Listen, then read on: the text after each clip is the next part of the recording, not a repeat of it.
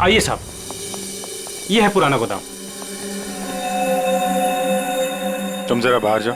ठीक साहब। गेट तो काफी बड़ा है। हाँ, वैन आसानी से घुस सकती है। इस जगह को देख के लगता है कि काफी समय से कोई आया नहीं है यहाँ पे। काफी समय से कोई आया नहीं है यहाँ, तो फिर ये बोरियां इसी रखी कैसे गई? और ये ऊपर से टारपालिन, जरा देखो तो नीचे क्या है।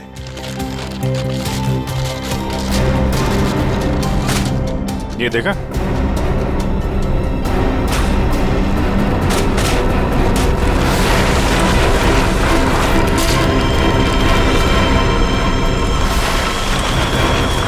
ये क्या है? क्या बात है सर, यहाँ पे तो पूरे वैन को ही दफना दिया है। और ये देखिए, वही नंबर है XY026813।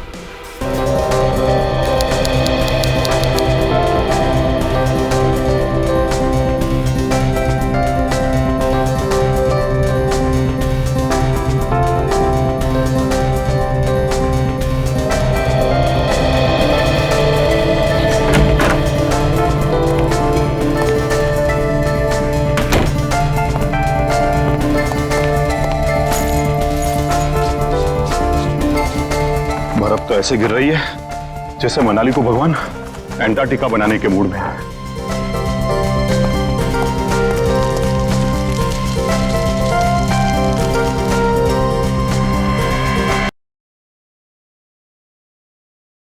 घर में तो कोई नहीं है, फिर ये म्यूजिक किसने चलाया? पूरब, माया, गौतम, पूरब, माया, गौतम।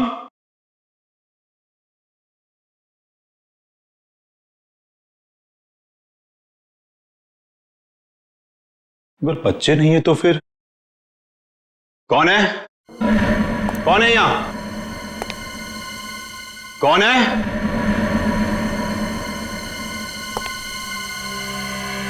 कौन है?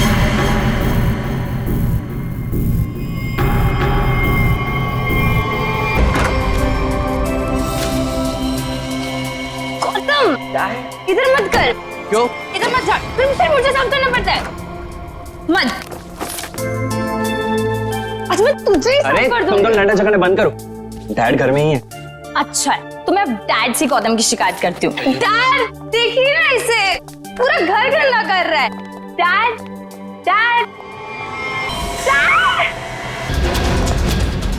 डैड, डैड इज नो मोर।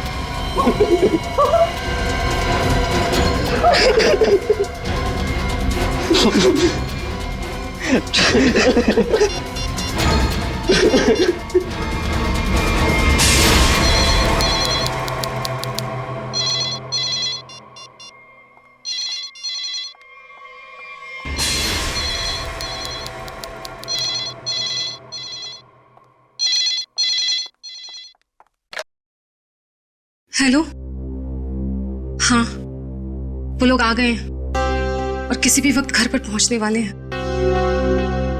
ठीक है।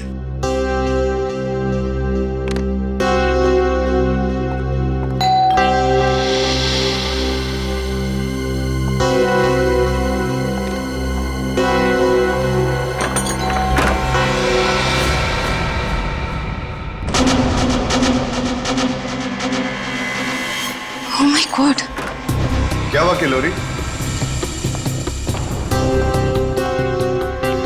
आ गए वो लोग?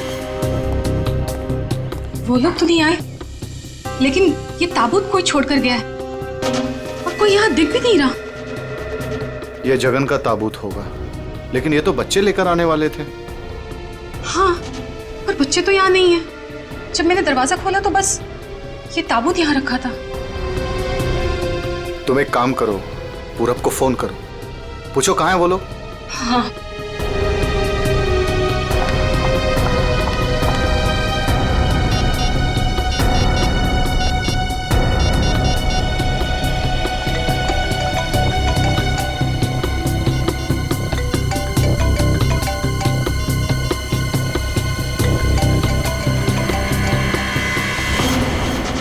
ये आवाज तो यहाँ से आ रही है। कॉफिन के अंदर से आवाज आ रही है।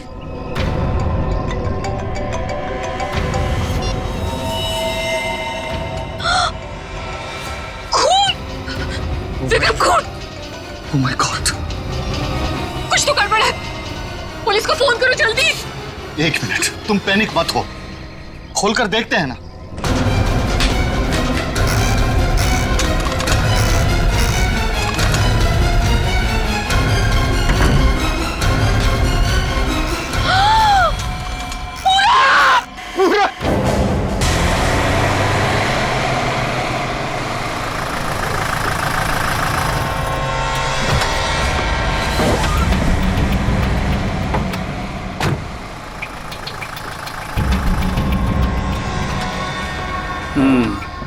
काम हो गया।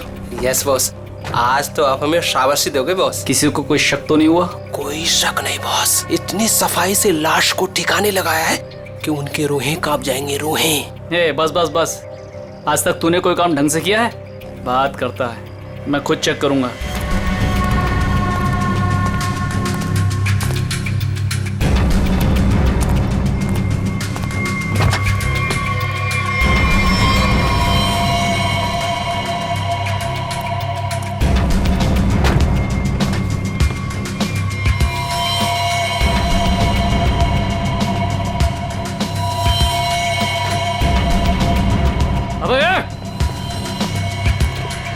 क्या हुआ बॉस? मेरी किस्मत खराब थी जो मैंने तुझ जैसे निकम्मे को काम पे रखा। ऐसा क्या हो गया बॉस? ये देख, ये है तेरा सफाई वाला काम। हाँ? तू लाश ठिकाने लगाने गया था या अपनी पूंछ लगाने गया था तू? पूछ? अबे पूरे रास्ते पर तू खून के निशान लगा कर आया। सीआईडी वाले इसी पूंछ को पकड़कर हमारी गर्दन तक पहुंच जाएंगे। अरे तुझे कितनी बार बोला कि लाश ठिकाने लगाने के बाद सफाई पर सही से ध्यान दिया करो। बोला था ना? एक बार बात तेरे भेजे में नहीं घुसती क्या? बात करता है। अब क्या करे बॉस? क्या करे? मैं बताता हूँ तुझे, रुक। मन तो करता है ना तेरा खून भी इसी रास्ते पर बहा दूं। अरे शक्ल क्या देख रहा मेरी? ये मुसीबत को ठिकाने लगा और सफाई वही कर। जी बॉस। चल बॉस, चल। खुद भी मरोगे और मुझे भी मरवाओगे।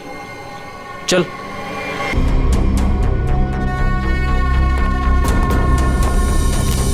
क्या संबंध क्या है आपका लाश के साथ? जी वो मेरा बड़ा बेटा था, अपने पापा की लाश लेकर आने वाला था और खुद ही। क्या इसका क्या मतलब क्या है? मतलब ये कि इसके पति 2 दिन पहले ही मर गए थे हार्ट अटैक से, और जिसकी लाश पड़ी है पूरा, वो अपने पिताजी के पार्थिव शरीर को लेकर यहाँ आने वाला था, भाई और बहन के साथ। भाई और बहन? वो कहाँ है अभी? वो भी गायब है, उनका फोन तक नहीं लग रहा है। कहाँ से आ रहे थे वो लोग? एयरपोर्ट से। थोड़ी देर पहले ही उनकी फ्लाइट लैंड हुई थी, लेकिन वो लोग तो यहाँ नहीं पहुंचे, सिर्फ कॉफिन पहुंचा, वो भी पूरब के लाश के साथ। ये लो, मतलब बीच रास्ते में किसी ने कांड कर दिया। वैसे आपका क्या संबंध है जगन के साथ? कोई रिश्ता नहीं। मतलब? ये मेरे पति है। अच्छा अच्छा, मतलब दूसरी शादी है ये? एक बात बताइए, ये पूरब इनकी एक्स हस्बैंड की लाश को लेकर इनके करंट हस्बैंड के घर क्यों आ रहा था? ये मेरा घर नहीं है, ये किलोरी का घर है। मतलब आप घर जमाई हैं? जी। खैर, ये तो आपका निजी मामला है। आप ये बताइए कि ये लोग कहाँ से आ रहे थे और एयरपोर्ट पे इन्हें कौन रिसीव करने वाला था? जगन हमारे 3 बच्चों के साथ मनाली में रहते थे। 2 दिन पहले पूरब का फोन आया कि हार्ट अटैक से उनकी मृत्यु हो गई है। मैंने पूरब को बोला कि उनके अंतिम संस्कार के लिए वो उन्हें यहाँ ले आए। एयरपोर्ट पे वो जैसे ही उतरे, वहां से उन्होंने एक प्राइवेट टैक्सी ली यहाँ आने के लिए, और उसके बाद। प्लीज आप मेरे दोनों बच्चों को ढूंढ निकालिए।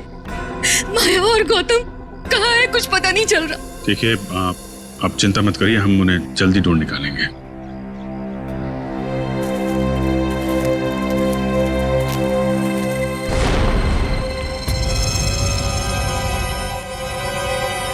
तो ये देखो, उनकी रेलगाड़ी लगती है।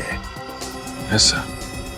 निखिल सर देखो ये रेलगाड़ी कौन से स्टेशन से होके आई है? चलो भैया चलते हैं। चलते हैं भैया का क्या मतलब है? अपना मुंह दिखाने आया था तू यहाँ पर? मतलब ये है कि एक लाश पड़ी हुई है, उसका खून हुआ है, किसने खून किया है ये तो आप पता लगा ही लोगे ना। महान हो आप लोग तो मेरा क्या काम है यार? इसको नहीं बुलाऊं तो इसके कान में से धुआं निकलता है कि हमें बुलाया नहीं, ये तो यूं केस सॉल्व कर देते, यूं खूनी को पकड़ लेते। और अभी लाश को सूंघा तक नहीं और चल पड़ा। हाँ सूंघ लिया तो फिर मुंह खोल ना। लाश को सूंघने के बाद क्या पता चला ये बताने के बगैर सरपट भागे क्यों जा रहा है? देख फारूक, दो बच्चे गायब है इस औरत के, दो बच्चे, और ऊपर से बाप की लाश भी गायब है। लाश गायब है तो मैं क्या करूं? लाश बन के लेट जाऊं यहाँ पर? लाश ढूंढना आप लोगों का काम है तो ढूंढो ना। पूछो किसी से, ढूंढो ये कास्केट कहाँ से आया था। मैं क्या करूंगा इसमें? अच्छा तू जा। ठीक है। अरे एक मिनट सर, हमें इस केस में आपकी जरूरत है। आप देखो भैया वो तो हर केस में तुम लोगों को मेरी जरूरत पड़ती है, पर तुम लोग मानते कहाँ हो? यार छोड़ो इसको। अरे सर प्लीज एक मिनट। अरे सारुंके साहब आप अपने ज्ञान का प्रकाश डालिए ना इस केस पे। इसके चेहरे पर अंधेरा छाया, ये क्या प्रकाश डालेगा? कुछ बोला? नहीं, ये हमारे आपस की बात है, तुम लगे रहो। ये ताबूत कहाँ से आया? ये लो, एयरपोर्ट से। अरे तो एयरपोर्ट जाओ ना यार, यहाँ क्या कर रहे हो तुम लोग? तो जाएंगे ना साळुंके जी, पर आप क्यों मैदान छोड़ के भाग रहे हो? भाभी आपके हस्बैंड की लाश आ गई। नहीं, मेरे बेटे की लाश आई है। क्या कह रही हैं आप? इतना सारा खून क्यों बह रहा है? मुझे बहुत डर लगता है खून से। शांति प्लीज। ना खून इसलिए बह रहा है क्योंकि इनका खून हो गया है।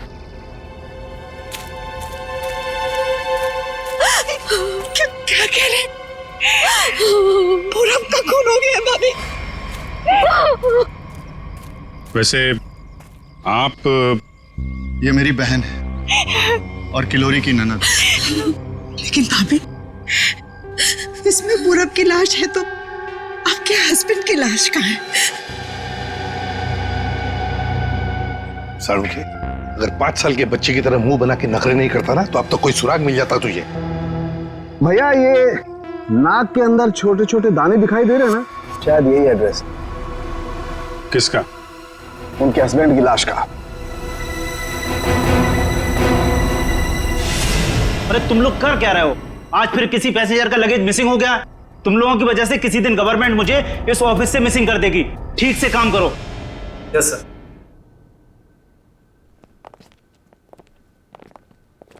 सर आप लोगों का भी कुछ मिसिंग हुआ है क्या? हम लोग सीआईडी से। हम यहाँ पर किसी पैसेंजर्स के बारे में पूछताछ करने आए हैं। आज सुबह कनेक्ट एयरवेज से 3 लोग एक कॉफिन लेकर मनाली से मुंबई आए थे। और वो 3 पैसेंजर्स ये लोग हैं। ये देखिए, ये पूरब, गौतम और ये माया। ये तीनों अपने पिता की लाश को कॉफिन में डालकर यहाँ लाए थे। जी हाँ सर, लाए तो थे। उस कॉफिन में इनके पिताजी की लाश थी जो इनके घर तक कभी पहुंची ही नहीं, बल्कि उस कॉफिन में पूरब कुमार की लाश पाई गई थी। ये कैसे हो गई? वही पता लगाना है। उसके साथ साथ गौतम और माया, ये 2 बच्चे भी गायब हैं। सर मुझे तो लगता है वो लाश कहीं। एक बात बताइए, क्या इन तीनों को कॉफिन के साथ कोई रिसीव करने के लिए आया था? नहीं सर। अच्छा एक काम कीजिए, आपके स्टाफ ने तो मदद की होगी ना कॉफिन को उनके गाड़ी तक पहुंचाने के लिए? जी सर। जरा उनको बुलाइए। जी सर मैं बुलाता हूँ। हाँ। चंदन और बिहान को जल्दी अंदर भेजो।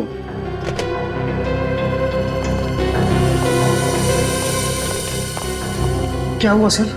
आज सुबह कनेक्ट एयरवेज से कॉफिन आया था। हाँ साहब। उसके बारे में सीआईडी वाले आपसे कुछ पूछना चाहते हैं। सीआईडी साहब, हमने कोई गड़बड़ नहीं किया साहब। हम तो अपना बस काम कर रहे थे साहब। हमने तो बस उस कॉफिन को उस गाड़ी में चढ़ाया था साहब। एक मिनट, तुमने कोई गड़बड़ नहीं की है।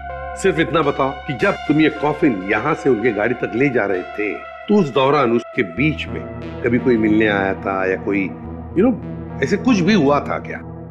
हाँ साहब, हम उन तीनों को लेकर जब यहाँ से बाहर निकले, उनके सब जो लड़की थी ना, उसको एक फोन आया सर। पता नहीं क्या बात हुई, फिर वो अचानक से कहने लगी पार्किंग में एक नीली वैन खड़ी है, ये कॉफिन वहां ले चलो। अच्छा, वैन के ड्राइवर को देखा तुमने?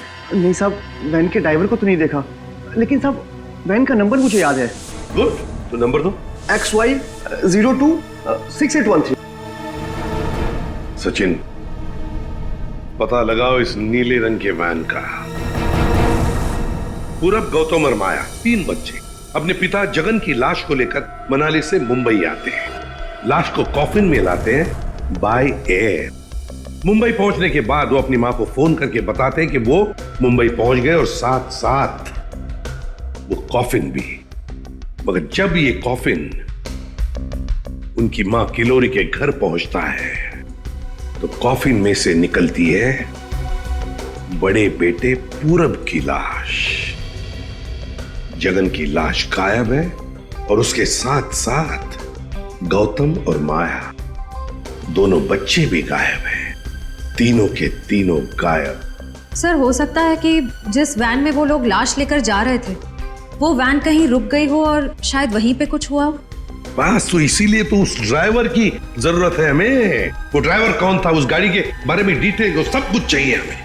सर, वैन के रजिस्ट्रेशन नंबर से मैंने मालिक का पता लगाया। फिर तो मालिक का कहना है कि वैन तो कुछ महीने पहले ही चोरी हो गई। ये लो सर, इसका मतलब अब गौतम और माया की जान को खतरा है। बड़ी बारीकी से प्लानिंग की है, खतरनाक प्लानिंग की है। देखते।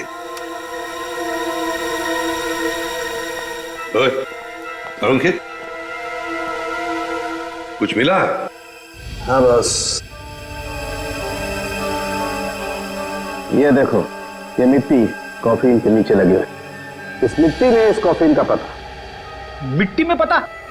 हमें तो नहीं दिखा। उसके लिए सालूखे की नजर चाहिए। सरुंखे, कॉफिन का पता तो हम लगा ही लेंगे, पर पूरब की लाश इस कॉफिन में आई कहां से? ये पूरब की नाक बताएगी बॉस।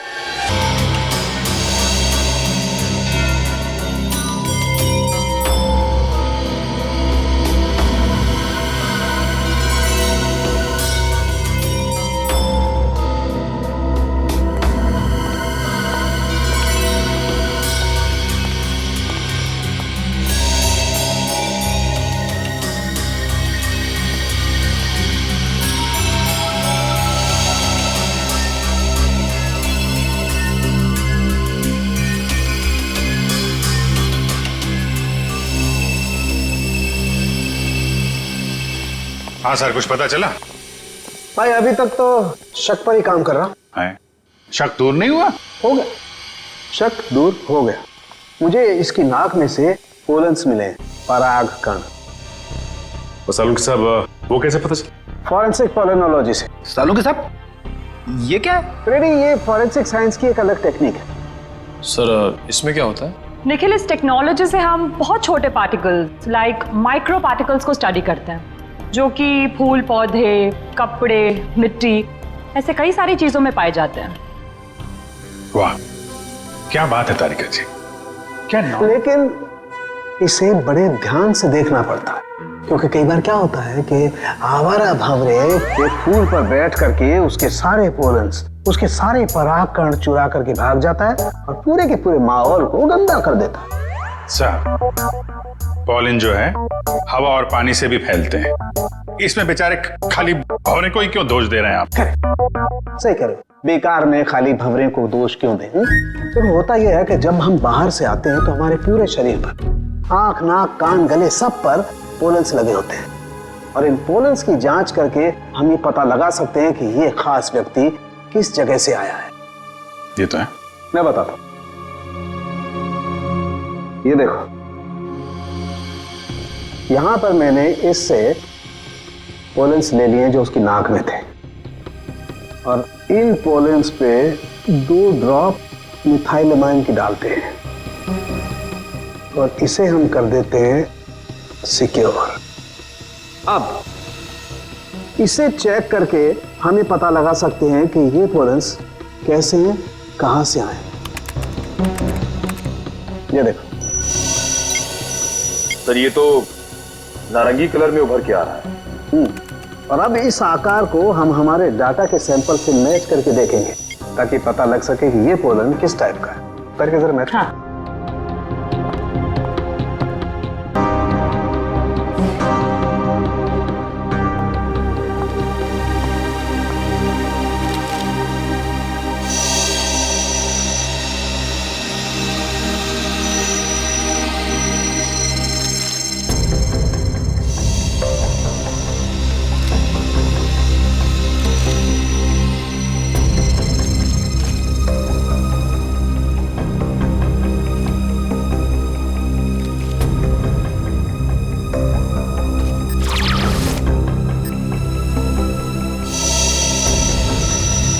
वाओ सर, ये तो पॉलेंस की पूरी लाइब्रेरी है। एक पॉलन कहाँ पैदा हुआ, धरती पे कहाँ पाया जाता है, पूरी डिटेल्स है इसमें। फॉरेंसिक साइंस की इस टेक्निक की वजह से क्राइम स्पॉट का पता लगाना बड़ा आसान हो गया है। मिल गया मैच।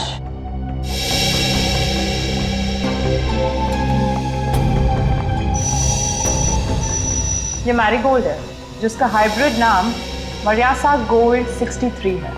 ये वैरायटी पूरे साल पैदा होती है और धानीखेत में पाई जाती है। धानीखेत? चलो कम से कम ये तो पता चल गया कि खून कहाँ हुआ है। सर यही है धानीखेत सर।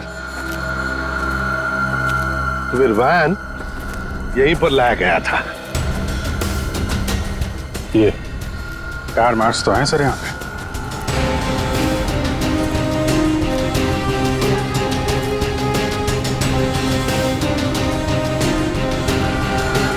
बस ये उसी वैन के टायरों के निशान। फिर तो जगन की लाश खूनी ने यहीं कहीं फेंकी होगी। पर सर इतने बड़े खेत में हम उसकी लाश ढूंढेंगे कैसे? मैं बताता हूँ बस। तो कब बताएगा? क्या मुहूर्त निकलवाना पड़ेगा? बता रहा हूँ मैं यार, उखड़ते क्यों? 1 मिनट रुको।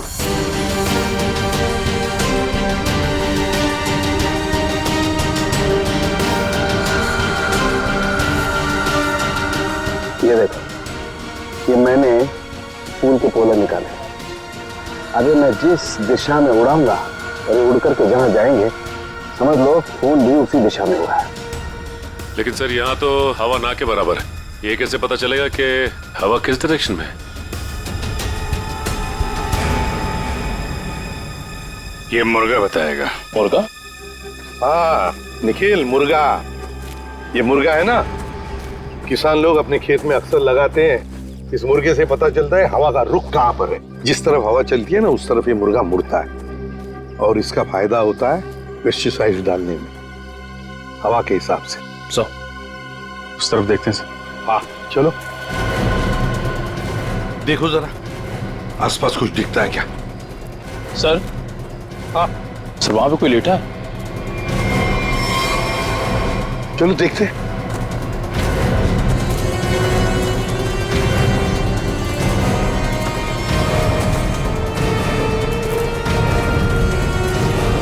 हेलो, ओ, ये तो जगन है सर।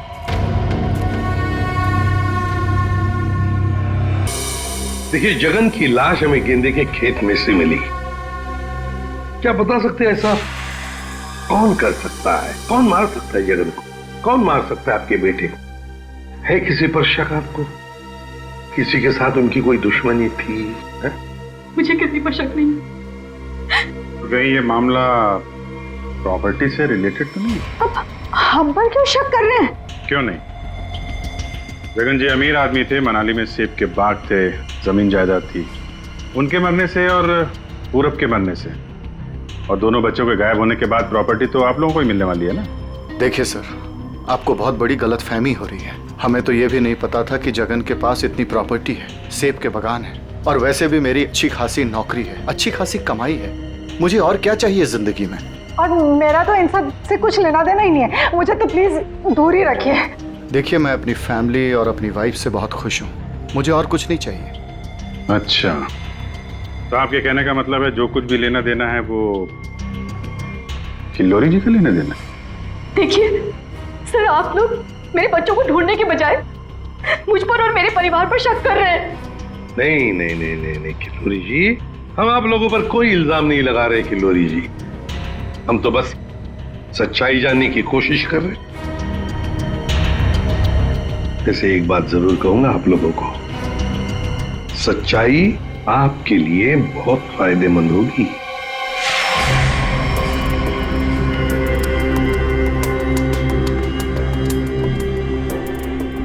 सारिका, इस ताबूत के जो निचले हिस्से में जिस तरीके के निशान लगे हुए हैं ना, उससे तो लगता है इस ताबूत को काफी दूर तक घसीटा गया है। तुम एक काम करो, ये जो ताबूत पर जगह जगह मिट्टी लगी हुई है, इस मिट्टी का सैंपल ले लो। ये मिट्टी बताएगी कि ताबूत कहाँ से आया है। मगर सर, खून कहाँ हुआ है वो तो हमें पता चल गया है ना। हाँ तारिका, ये पता लग गया है, लेकिन वो वैन, उस वैन के बारे में कुछ पता नहीं लगा है। जिस वैन में ये खून हुआ है, जिस वैन में से एक लाश गायब हो गई, उसके बारे में कुछ नहीं पता है।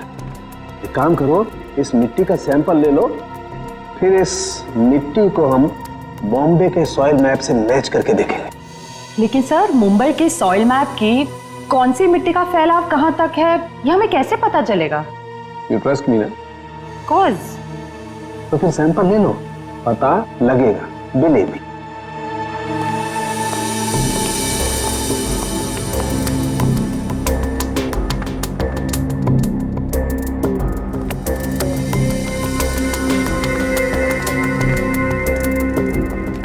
अरे चालू के साहब, फिर से पढ़ाई शुरू कर दी आपने? भाई क्या करें, तुम लोगों की मदद करने के लिए पढ़ाई तो करनी पड़ेगी। अरे लेकिन ऐसा है क्या इस ताबूत में जो इतनी मोटी किताब की जरूरत पड़ गई? इस पढ़ाई की जरूरत क्यों पड़ी, ताबूत बताएगा। वो कैसे? कॉफिन में मिले इस मिट्टी का हम सेडिमेंटेशन टेक्निक से एनालिसिस करेंगे, उससे सब पता चल जाएगा।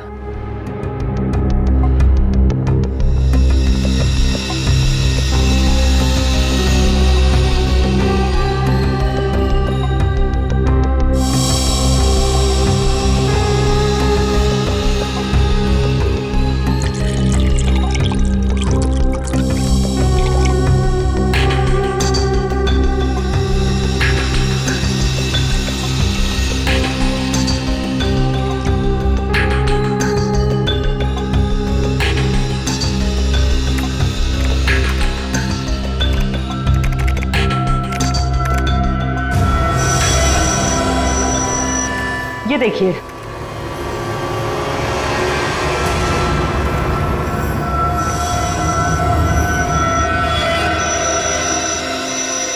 ये तो घास जैसा कुछ लग रहा है।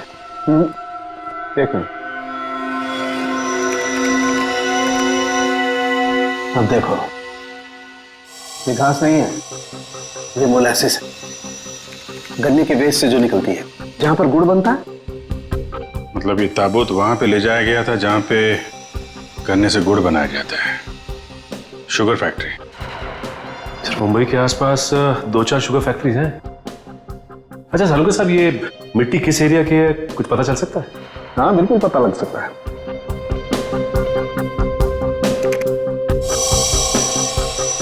इस मिट्टी में 40% सैंड है, और इतनी सैंड परसेंटेज वाली मिट्टी मुंबई के बाहर गन्ना कावड़ी वाले इलाके में लगभग 30 किलोमीटर के एरिया में पाई जाती है। और हाँ, यह मिट्टी ज्यादा रेत और ज्यादा आयरन होने की वजह से काली दिखाई देती है। सचिन, पता करो उस एरिया में कोई शुगर मिल है क्या?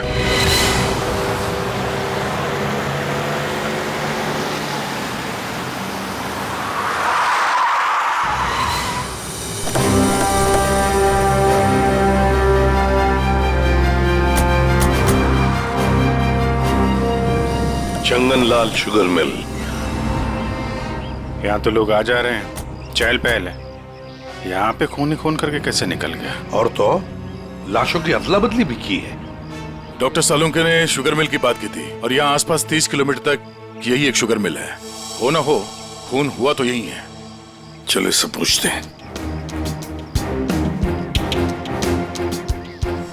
अरे सुनो जी। तुम यहाँ के सिक्योरिटी वाले हो? जी हाँ। हम लोग सीआईडी से तुमसे कुछ पूछना चाहते हैं। सीआईडी साहब, क्या बात है? हमको माफ कर दो, हमारी कोई गलती नहीं है। देखो घबराओ मत, हमारे कुछ सवालों का जवाब दो। हाँ हाँ। क्या तुम यहाँ पर अकेले ड्यूटी पर होते हो या और भी कोई है जो शिफ्ट में आते जाते हैं? हम पूरे टाइम अकेले काम करते हैं। तुम ये बताओ और अपने दिमाग पे जोर डाल के बताओ कि तुमने कोई ताबूत देखा है? काहे डरा रहे हैं? यहाँ ताबूत कैसे देखेंगे? ठीक है, ताबूत नहीं देखा, किसी नीली रंग के वैन को देखा जिस पे शक हुआ हो तुम्हें? साहब वैसे तो हम सब पे शक करते हैं, लेकिन नीले कलर की गाड़ी क्यों नहीं देखे हैं साहब? आप समझ रहे हैं ना? अच्छा चलो एक बात बताओ, यहाँ पर ऐसी कोई और भी खाली जगह है गोदाम जैसी? हाँ साहब, एक पुराना गोदाम है हमारे मालिक के। चलिए दिखाते हैं। चलो दिखाओ। दिखाओ। चलिए आइए साहब, ये है पुराना गोदाम। तुम जरा बाहर जाओ। ठीक साहब। गेट तो काफी बड़ा है। हाँ, वैन आसानी से घुस सकती है। इस जगह को देख के लगता है कि काफी समय से कोई आया नहीं है यहाँ पे। काफी समय से कोई आया नहीं है यहाँ, तो फिर ये बोरिया ऐसी रखी कैसे गई? और ये ऊपर से टारपॉलिन, जरा देखो तो नीचे क्या है।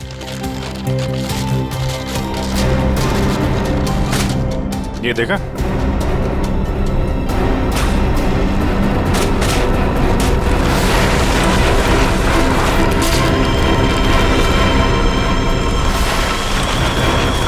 ये क्या है?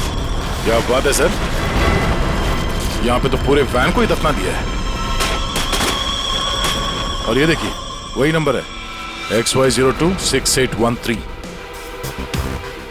चेक करो देखो।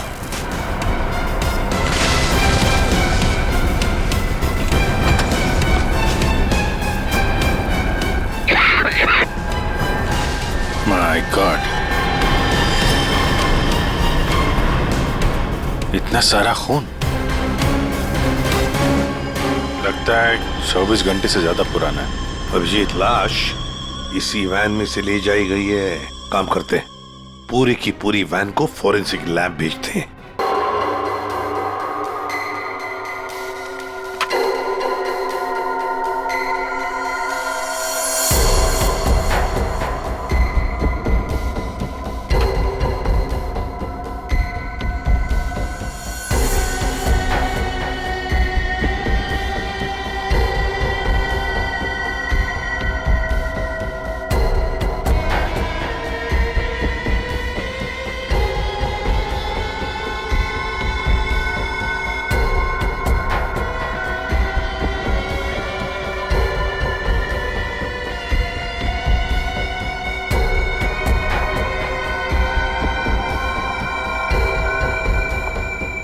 सर मिला कुछ? हाँ तारिका, मिला तो है बहुत कुछ, लेकिन जो कुछ मिला है उससे हम खूनी को सजा तो दिलवा सकते हैं, लेकिन बच्चों तक नहीं पहुंच सकते। सर टाइम बहुत कम है हमारे पास, कहीं बच्चों को नहीं तारिका, बच्चों को कुछ नहीं होने दूंगा, लेकिन सबसे पहले हमें ये पता लगाना पड़ेगा कि गैराज में डंप होने से पहले ये वैन आखिरी बार कहाँ होकर के आई। तो ये कैसे पता लगाएंगे हम? हमने पूरी वैन छान मारी है। तुमने वो कहावत सुनी है, किसी जेंटलमैन को देखना हो तो सबसे पहले उसके जूतों की तरफ देखो। हम भी इस गाड़ी के जूतों की तरफ देखें। मतलब साफ है तारिका, सिंपल। हम इस वैन के टायरों को चेक करेंगे। तारिका, ये वैन जहां से भी होकर आई है उस जगह की मिट्टी के कण इसके टायरों पर चिपके होंगे और वो बताएंगे कि वैन कहां से होकर के आई। करेक्ट। हाँ।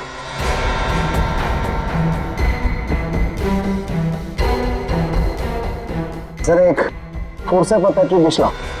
हाँ सर, अभी देती हूँ।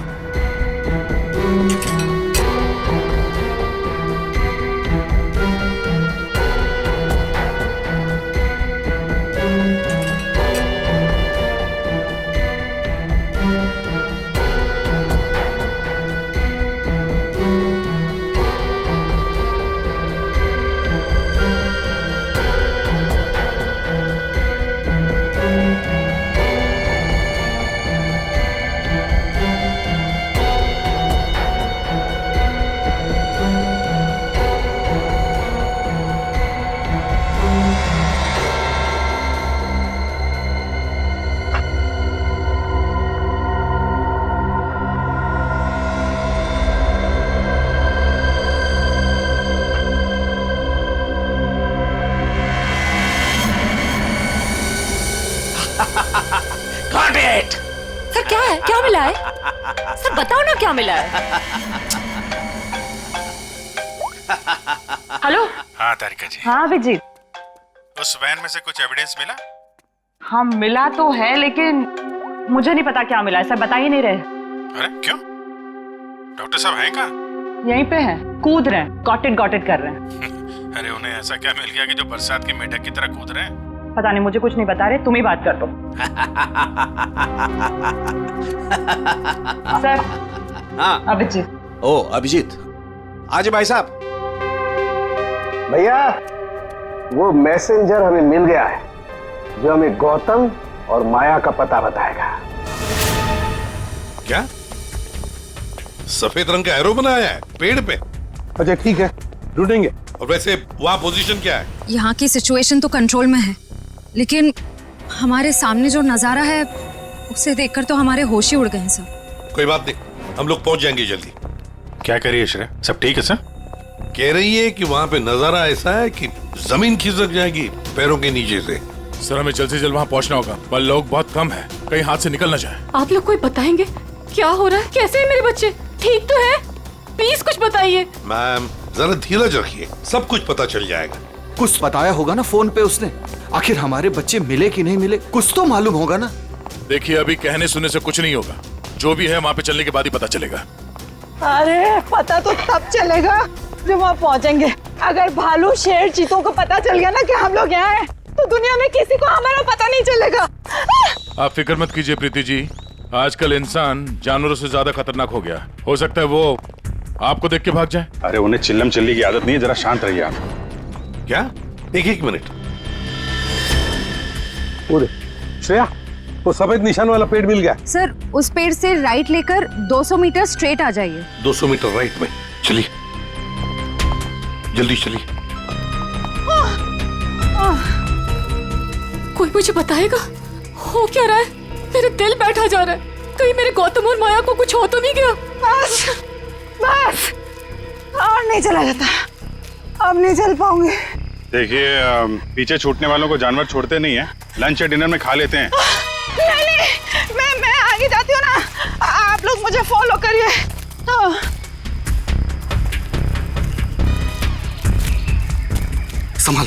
संभाल के। आश्रया। सर वो देखिए सर। माय गॉड, जल्दी से बच्चों को नीचे उतारो। हे भगवान, क्या है? चल गए। ये क्या मजाक है सर? जब आप लोगों ने देखा कि ये लोग यहाँ आए थे, इन्हें छुड़वाया क्यों नहीं, नीचे क्यों नहीं उतारा सर? बचा लो मेरे बच्चों को। श्रेया संभाल। माया घबराओ मत।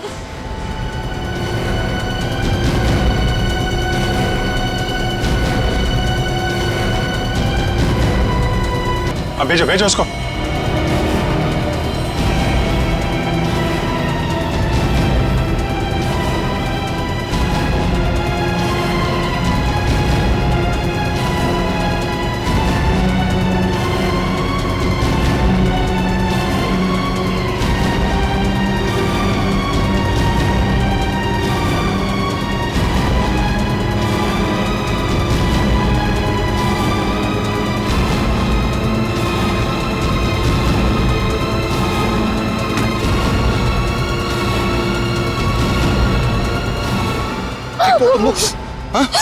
तुम लोग ठीक हो ना? बंद कीजिए अपना नाटक, हमारी इस हालत के जिम्मेदार आप ही हैं। बच्चे कहते हैं ना हमें, तो क्यों डाला अपने बच्चों को मौत के मुंह में? तो अच्छा हुआ सीआईडी टाइम पे आ गई, वरना आपने भैया की तरह हमें भी मार दिया होता। क्यों खिलोरी जी, ये बात क्या है? बच्चे आप ही पर इल्जाम लगा रहे? मुझे भी कुछ समझ में नहीं आ रहा है। मैं तो इन लोगों से इतना प्यार करती हूँ, मैं क्यों मारूंगी इन लोगों को? बात तो सही है, सवाल जायज है। एक माँ अपने ही बच्चों के साथ ऐसे कैसे कर सकती है? देखिए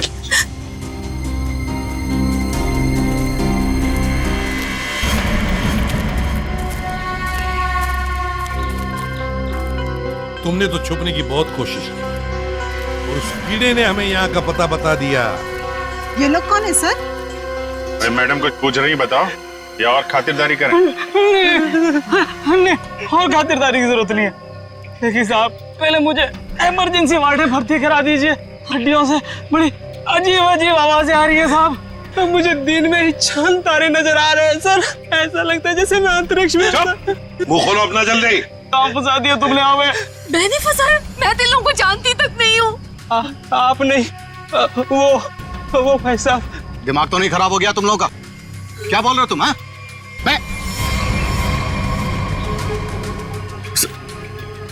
वाकई आप मल्टी टैलेंटेड है। Husband come kidnapper come murder, all in one. क्या बात है विक्रम? तुम?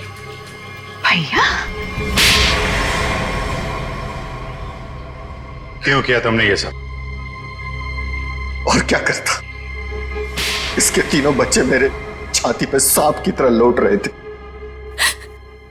विक्रम, तुमने बोला था कि तुम हमारे बच्चों को मुझसे भी ज्यादा प्यार करोगे, और तुमने मेरे एक बेटे को मार दिया और बाकी दो को मारने की साजिश की। जिस मकसद के लिए मैंने तुम्हें फंसाया उस पर तुमने पानी फेर दिया। तुम्हें फंसाने का मेरा सिर्फ एक ही मकसद था, तुम्हारी प्रॉपर्टी, तुम्हारा पैसा। लेकिन तुमने अपनी सारी प्रॉपर्टी अपने बच्चों के नाम कर दी। क्या करता मैं? और तो और तुम अपने पुराने पति से भी मिलने जाती थी। तुमने कभी सोचा कि मेरे अंदर क्या होता था? मैंने एक दिन डिसाइड कर लिया, तुम्हारी पुरानी फैमिली को ही तुम्हारे रास्ते से हटा दूंगा। और इसीलिए सबसे पहले तुमने जगन को रास्ते से हटाया, क्यों? हाँ, इसलिए मैंने अपने रास्ते से सबसे पहले अपने पहले कांटे को हटाया, जगन को। अपनी पत्नी को झूठ बोला कि मैं बॉम्बे से बाहर जा रहा हूं, और एक दिन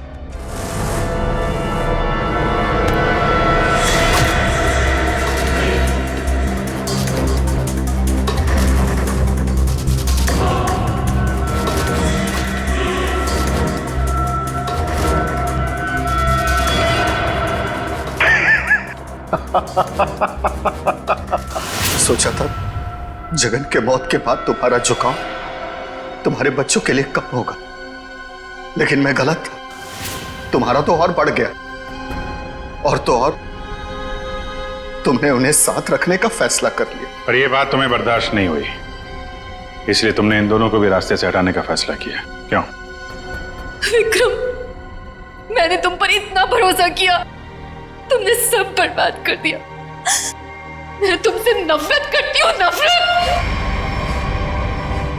जायदाद की लालच में आके तुमने जो मौत का खेल खेला है, उसका अंजाम भी मौत है। फांसी होगी तुम्हें, फांसी।